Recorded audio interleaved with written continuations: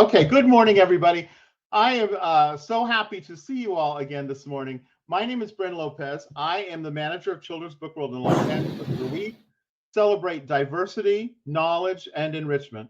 It's a world where every child sees themselves on our bookshelves. But I am so excited because we have one of our favorite authors visiting us again. Some of you may have remembered from earlier in the year and from other times where we've had talks with our favorite Benson Shum, beloved author and illustrator of Anzu the Great Kaiju, Anzu the Great Listener, and his newest book, Cindy and Panda, which was just released this month. Folks, if you are having an issue with seeing or hearing anything, the issue may be your permissions through your browser because LAUSD has put in certain restrictions after the situation earlier in the year with the blackmailing of property and all of that. Check your permissions for your browser just to make sure that Crowdcast allows it. We are recording this, so you will be able to view it after the fact, just so that you can see that. And you'll have to check to make sure that your audio and video are available through your browser with Crowdcast. I apologize if there's any situations. We will make this viewable for you at another time as well. So we are so excited to have Benson here. Benson Shum is a children's book author and illustrator whose books include the picture book hits Anzu the Great Kaiju, Anzu the Great Listener, now Cindy and Panda. He's also an animator at the Walt Disney Animation Studios, and I'll let him tell you about some of the exciting things he's done with them. But I'm going to let Benson take it away, and I'm going to head off screen for a minute. Awesome. Thank you so much, Bren. And so I want to thank Children's Book World, Bren, and also TeachAAPI for supporting this wonderful session with you. And thank you so much for coming. So yes, my name is Benson Shum. I'm a children's book author and illustrator. And today I'm excited to share with you my latest book, Cindy and Panda. So I thought today what we're going to do is I'm going to show you a bit of a presentation, the inspiration behind the book. And then we'll do a bit of reading together. And then I'm going to show you how to draw a panda. Okay, let's go into jump into slides. And can you see this? Mm-hmm. Yes. Yeah. Okay. Great. So yes, my name is Benson Shum. If I repeated that. So this is me actually. I think kindergarten or first grade, probably kindergarten. And I thought this was a fun photo to share. Just talk a bit about nothing has to be perfect. Growing up in school, my mom always tried to make me look, proper with the hair combed and everything. But then at recess, had a little too much fun. Hair went all over the place, but it makes a really great memory. I have written and illustrated about 9 books. Some of them I've illustrated with other authors, and some of them I've done both. I am originally from Vancouver, BC, born and raised there, and that's about 3 hours north of Los Angeles. And I've been in the US for about 11 years. I just want to share just brief photos of Vancouver. It's so pretty. This is a sculpture just outside of the Vancouver Convention Center of this huge orca whale. But I thought it's kind of cool because it kind of looks like pixels or like pieces or even. Vancouver does have a lot of rain, but when it's sunny out, the city is clear and really beautiful. This is by the harbor in downtown. So also, like Ben said, I also work at the Walt Disney Animation Studios, and I've been very fortunate to have worked on some films that you might have seen. So the most recently was Strange World and Encanto, and right now I'm actually working on Wish, which is coming out in Thanksgiving. So how do I make my books? Sometimes, I could work digitally. I have done the first book done digitally, but then I decided to kind of move and try more of a traditional medium, which I use is watercolor and ink. These are some of the tools that I use. These tools are very nice and fancy. I just got them off the internet. Mine are more like scrappy, so you don't need like expensive tools to be able to paint. But these are the type of tools I use. I also like to experiment with different types of mediums. I'm sure in school you already do that as well, whether that's acrylic. These were done with acrylic and gouache. It's another type of medium. And I also like to use watercolor and ink. And you can see they have a bit of a different feel to it. And even in watercolor, I'm always experimenting, whether that's the type of ink. So you can see some of them have a red ink, and then some of them is just our usual black ink. but you can see they have a softer palate feel to it. Yes, so I'm excited to share with this Cindy and Panda, and researching this book is really fun because I get to look at these adorable little bears, just combing the internet, looking at them, and trying to find, who are they are, like their characteristics, what kind of expressions they have. So I realized that pandas eat almost entirely just bamboo. They eat about 26 to 84 pounds a day. So that's like 14 hours a day of eating. They sleep around 2 to 4 hours between meals. I think that sounds pretty wonderful, right? Wonderful life. They tend to be solitary animals, but they do communicate with one another using vocalization. They are also very peaceful animals. They're very laid back. They love to laze around. And they're wonderful climbers, and they're very curious. Like you can see, he looks like he's motivated to get up that tree. Maybe it's for food or something. And I want to share a few more gifts. They're very clumsy, and pandas do love to roll around. They fall a lot too, and I don't think they're getting hurt because they keep doing it. And also, they're very playful. I think the video on the right is kind of funny, like waiting for the caretakers to come find them. So where do pandas live? Like where do they come from? So they live in the mountains of the southwest China, in the Sichuan and Gansu provinces. But some of them also live in what we call panda sanctuaries, or the giant panda conservations. Over here in the picture, you'll see we have what we call panda nannies, or volunteers. So they work really hands-on with these bears. They provide basic care for the animals. They clean their facilities, prepare their food. They chop and carry their bamboo, and also provide medical care, if they're sick. And also it's a place for research. And they also love to play with their caretakers and disrupt them from doing their jobs. So this is actually what inspired the story of Cindy and Panda. I saw these videos and I thought there has to be some sort of story here, because they're so playful and curious. And I did these paintings just for fun. And what happened was that an editor saw these paintings and said, "Do you have a story?" And I said, "Yeah, love to create something together with you." And she goes, "Yes." So then we create the story together. We both have a love of pandas. And then I also have a love of pies, which is whether it's savory pies or sweet pies. So I kind of combined those, like what would that look like, right? And that's how we kind of came to Cindy and Panda. And so the one thing I want to point out about covers is that, when you look at a cover, like what do you see? You can tell us many things, right? So whether it's a library, or you're at a bookstore or a bookshop, they play a little game, right? Take a look at the book and see from the cover, what do you think the story is about? Right? And then we can open the book and read it, and then see if we're on the right track. So before we get to reading, I also want to share that I also have some activities on my website that you can download for your classroom at home. You can do after you've read the book. Okay, so let's get to reading. I'm going to exit out of this, and then go to the PDF. Brent, do you just stop sharing? Is that correct? Yeah, I'll take it down right now. 1 second. Whoop, there we go. Yeah, perfect. And let me bring the book down. There we go. Yeah, we're good? Yep, I'm going to move you off so we can actually see the whole thing. There we go. Okay, awesome. Awesome, thank you. So Cindy and Panda. Okay, so this is what we call end papers. And usually with end papers, it's usually like a blank color, just one color. But I thought I'd tell a bit of the story, or who Cindy is before the story starts. So just from this page, we can sort of see Cindy wants to be independent, right? She doesn't want her blue shoes with the bows on it. She wants her yellow boots. But she does need help with the clothes.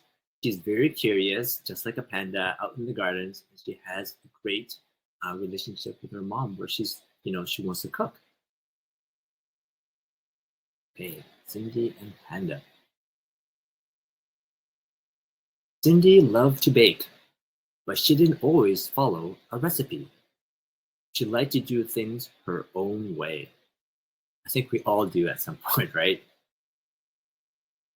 Today she was making her favorite, sweet rhubarb pie. She flew off to the garden to pick the filling and came back with something sweeter.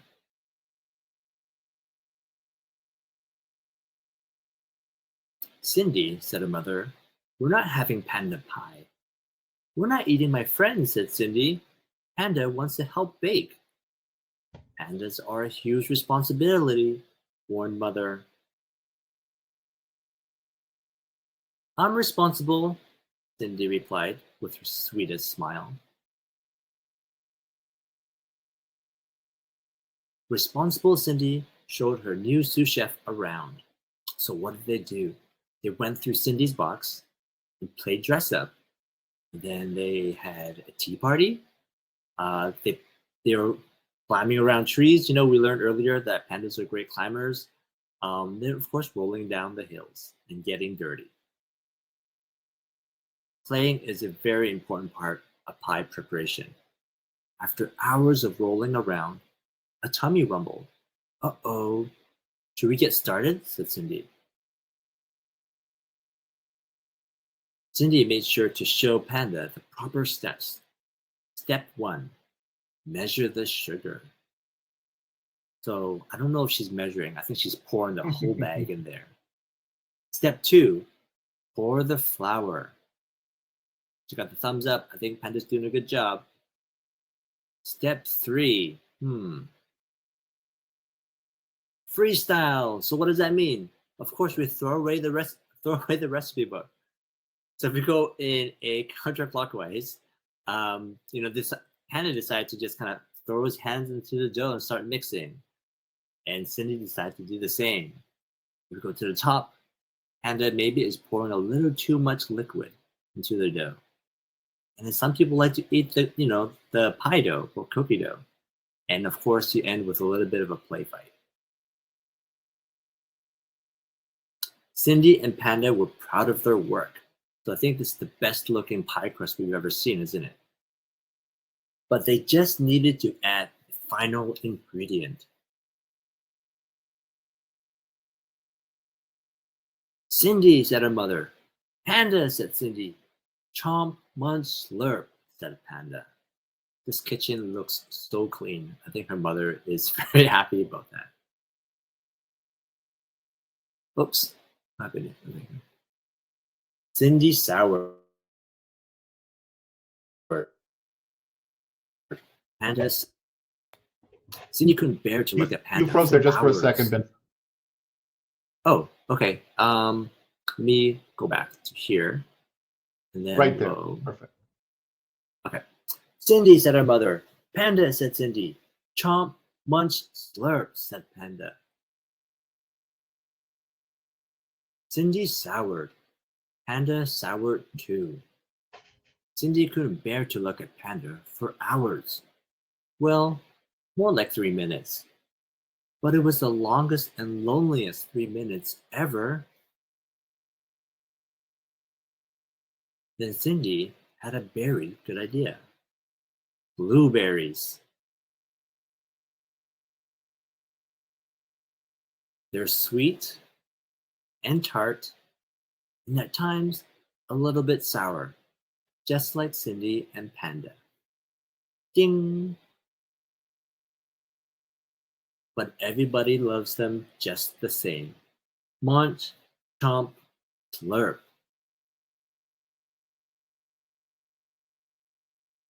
And that's the end. And here we have Cindy and Panda, full stomachs full with blueberry pie. But also we have a blueberry pie recipe as well, made by Allison G. And this is a really fun and easy recipe to follow, so you can do it with your friends or families.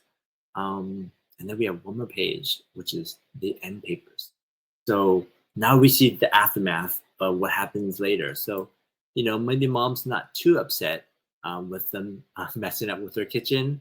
And later on in the fall, maybe they're playing in the leaves, or maybe they're going to make an apple pie next. and we discovered Panda also loves cookies. And that is the end. Okay, let me stop sharing. Oh, you got it. Okay. And I also want to just share another thing. So this is what we called a book jacket, right? So with book jackets, if I were to lift this cover up, usually the inside, what we call a case cover, is usually the same. So if I would lift this up, do you think it's going to be the same or different? So let's see. Ooh, I like it.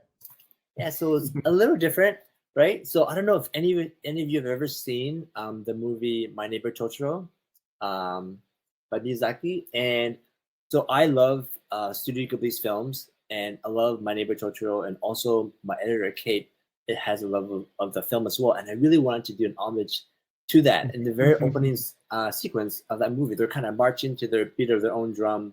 And you have, I think they had like spiders and like dust bunnies and stuff like that there. So I thought I'd do the same thing where I'm imagining them kind of marching to their beat of their own drum and having all the cooking recipes here. And unfortunately, someone is picking up their mess. So hopefully, when you do that, you're actually helping cleaning up as you're baking. But I thought that was a little fun surprise.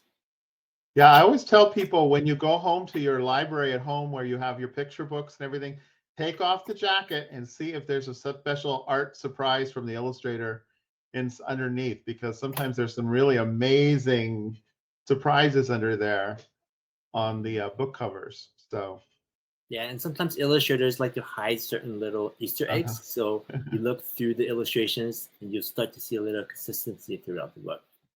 Yeah. Okay, so I thought next we're gonna draw Panda. Okay, so Panda it's very simple to draw. What we're gonna do is we're just gonna do the head. So Panda's nose is where we're gonna start. We're gonna start actually lower on the page. Okay, so it's a more like a triangular shape. Panda's nose. So let's start here. So like a round triangle, and then I'm gonna actually color it in. So you have a little black nose here, like so. And then if I'm going too fast, feel free to pause at your own pace. So the next thing we're gonna do is we're gonna do the eyes.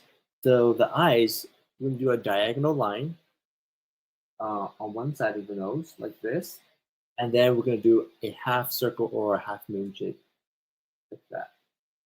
And I'm going to color that in as well. That's one eye there. And then we're going to do the same thing on the other side. So run a diagonal line and then do a half shape or half moon shape. And color that. Okay. So it's like Panda's actually in snow. It's just white space. But let's give Panda expression. So we can either do an open mouth or do a closed mouth smile. So in this case, let's have Panda have a closed mouth smile. So it's just going to be a small U shape on the side, like that. And you can see Panda has really cute little puffy cheeks, right? So the first thing I like to do is do the side of the eye, right? The side of the eye, just a line here to indicate kind of like a skull, right? The hard parts of the head. And the same thing on the other side as well. But this line is going to be just a little longer, like that. And next, we're going to connect the top. Connect these two ends. We're going to draw the top of the head in an arc like that.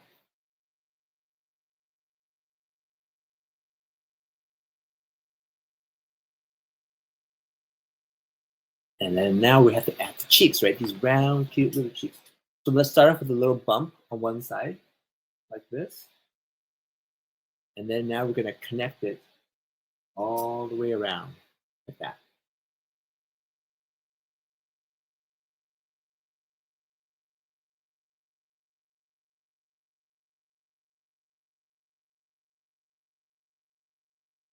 Okay, so now we have to add the ears. So the ears, we're going to do half circles on one side.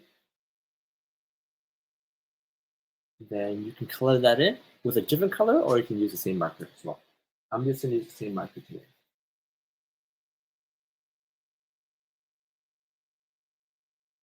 Now we draw the other side. So the other side, we're going to do maybe one over here. That. We're going to color that in as well.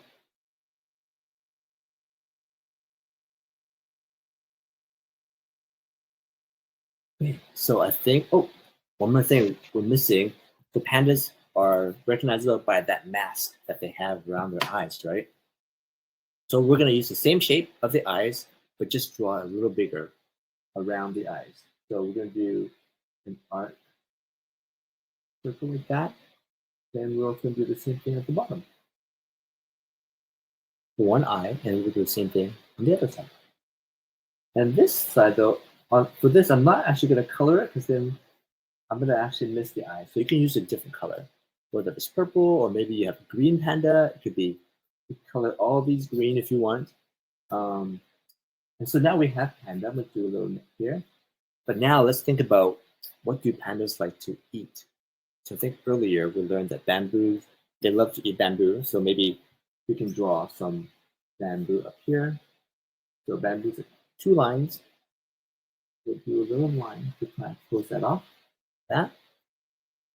And then we'll do another one.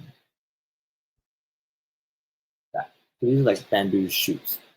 But bamboo shoots also have bamboo leaves. So we can add some leaves. Do here, this here, or even down here. And what do we learn? So what does Cindy Panda like to eat? Pies, right? So let's, maybe you can draw a slice of pie. Slice of pie will be a triangle shape here, like that. And then we're going to add 2 lines. Maybe it's a very tall pie. 2 lines down like that. And we're going to close that off. So maybe add some berries. You can add little circles to indicate the berries. And then we need the pie crust. The pie crust is all these little bumps that go up on top of that. And then some pies have what we call kind of like a lattice on it. Lattice though. So let's do a bunch of crosses like that. Okay, so or you can do a whole pie. A whole pie would just be a circle, and we can do a crust around it like that.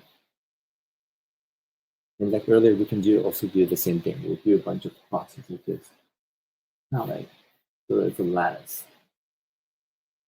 And what else? What else can we add? Bren, do you have any suggestions of what pandas like to eat? Beyond the, I don't know. I know I've always known about bamboo, and I've got pie, but I'm trying to think what else would be. You know what? Maybe if it's a panda, maybe they might like to have some traditional cultural foods too. So maybe a delicious pot sticker would be. Could we draw a pot sticker? Yes, let's do that. I love that. So maybe some dumplings. So we can do some.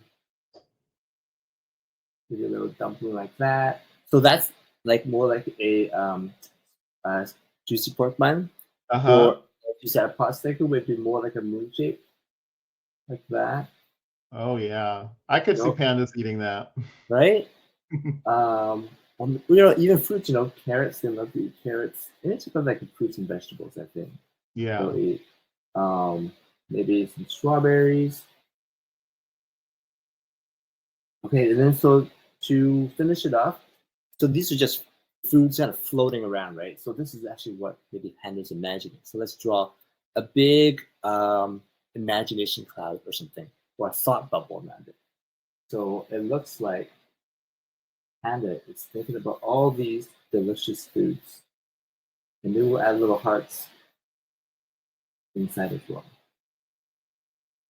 And then there we have. So Panda imagining some foods that he'd like to eat. So you can do this at home, and you can imagine what you would like to eat, maybe with something you and Panda like to share, and then draw that in the thought bubble. That's great. Yeah. I'm going to come back on and join you real quick. I love that. Well, I'm a pie person. You sound like you're a pie person. Oh yes. I actually would have pie on my birthday. So I just moved the wrong one. Hold on one second. I would have pie on my birthdays instead of cake, even when I was a little kid, because I was not a cake kid. So, do you have a favorite pie? Think rhubarb, strawberry rhubarb, and apple are probably my favorites. Mm-hmm. But blueberries is the close one as well. But I agree. I'm the same way. I'm not really a cake person. I'm more of a pie person. Yeah. Yeah. When you know what you are, and then that's what you enjoy more than anything else. But I love that, and I love that you put a recipe in the book, because I love a book that has a recipe in it, because then the family, mom and dad and the kids, or whoever the family may be, so your brothers and sisters or your grandma, can make something to bring the book to life in your home after you've read it together, which is pretty special. Yeah. Yeah. Something to share together. You can read together and then you bake something together. Dara Saitang's class wanted to know about how many books have you written and or illustrated so far in your career? Yeah, thank you for the question. I've written and illustrated together 6 books. And I have another 4 in the works that I've written and illustrated. Wow. Yeah. So we have more coming. Yes. And how about your other big hit series is the Anzu series. We can see Anzu peeking out over your ear there. How has the response from kids been for Anzu for you? Oh, yeah, thank you. It's been wonderful. I think whenever I'm doing book festivals or doing school visits or events like this with you, a lot of people are connecting with Anzu, which is amazing. And then they're remembering the character. If I'm doing a festival, they say, "Oh, I know this character." Like it's wonderful to see how kids are reacting to the stories and relating to it. And also, it's also the adults too. Especially with the second book too, the listener as well, Anzu the Great Listener as well. I feel like they're connected on all different levels, which is amazing, and I feel very grateful for that. Yeah.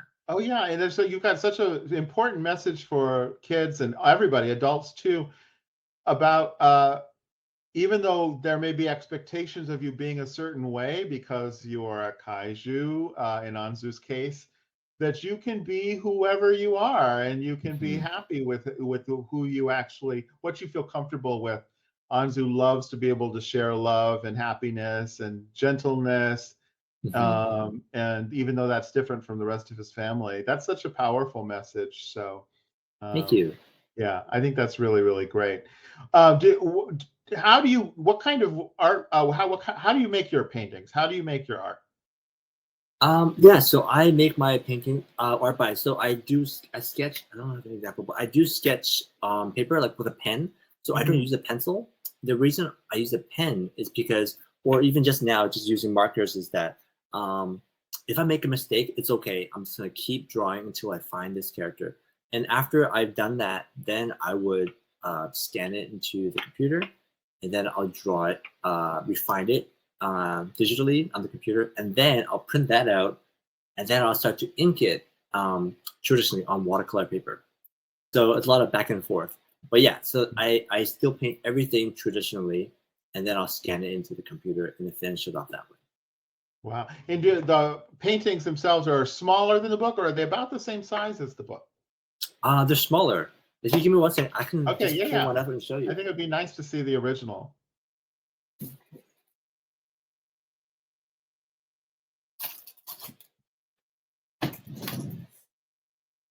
And folks, while he's doing that, I just want everyone to know we are going to immediately, if you're unable to have watched or listened to this for in any aspect of it today, it will immediately be able to be replayed, and then we will have a link for you in about 25 minutes.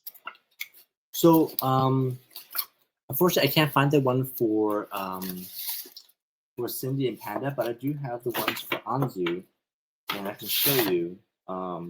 That'd be so wonderful. This is from the opening title page. So this is where the title page is going to be. So it does cover a lot. of these flowers here.